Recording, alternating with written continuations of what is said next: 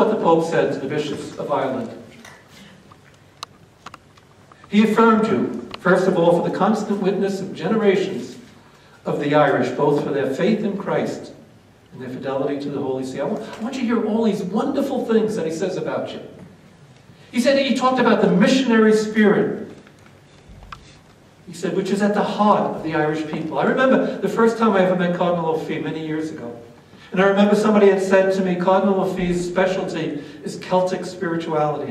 And I said, what's Celtic spirituality all about? And they said, from his perspective, it was about being missionary. And being missionary doesn't mean just going to other countries. But how are you a missionary in your own parish? Wherever it is you live your life, where you go to work every day, and then your family. He said that Irish have maintained their faith.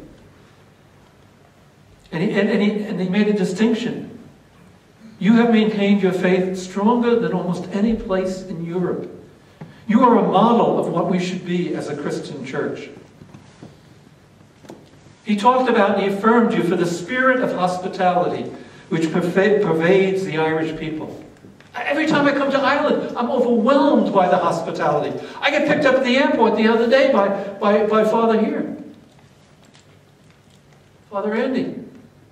One time I was doing a program. It was called The Parish as a Welcoming Community. Nobody met me at the airport. I knew I was in for a lot of trouble that day.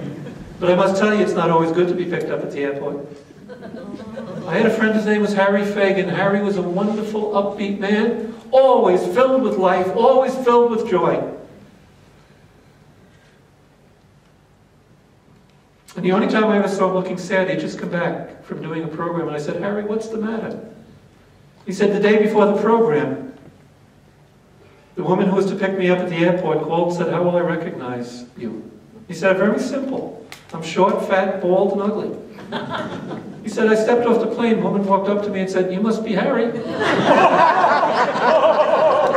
So I was very glad the other day when I got the Irish hospitality, was met by Father Andy, and he knew what I looked like.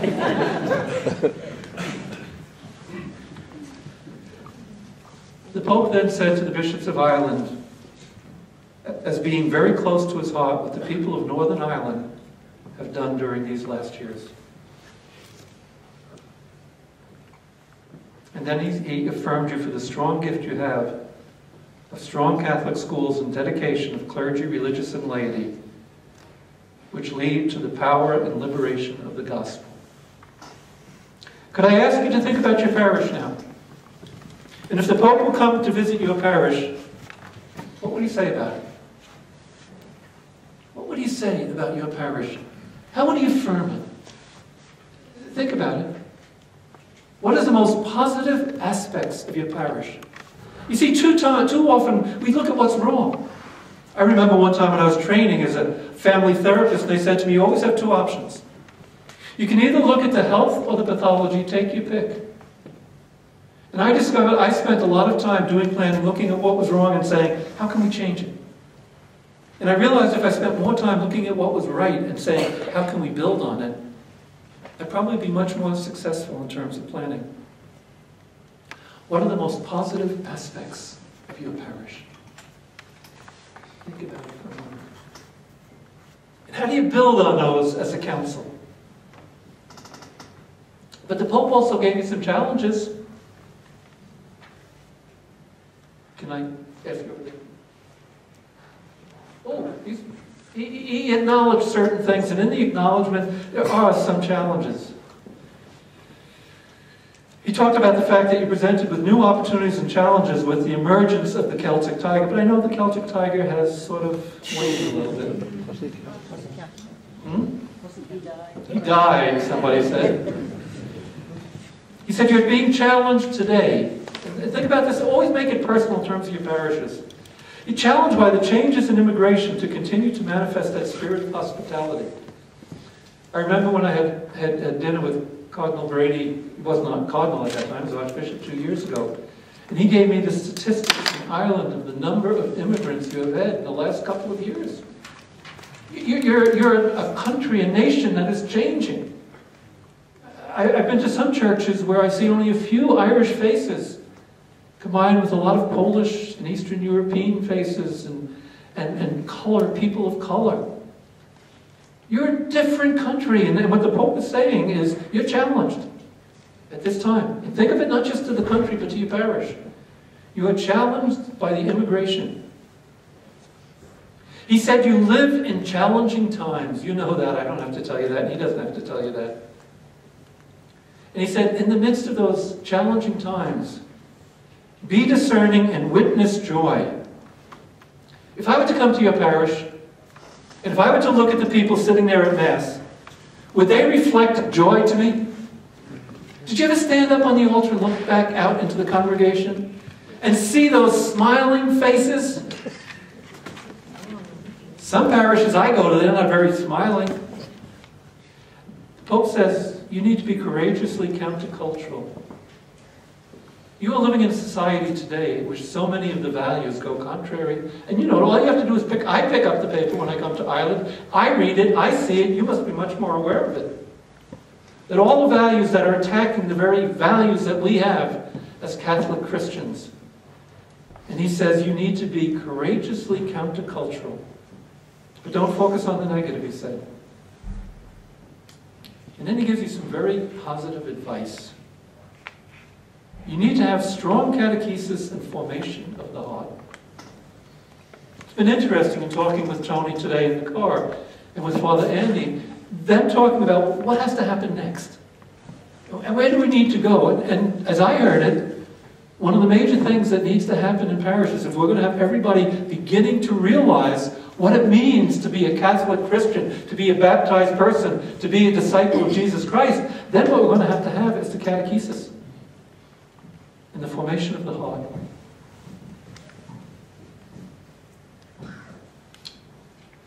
And then the Pope talked about the tragedy of sexual abuse, but also the need it presents for healing.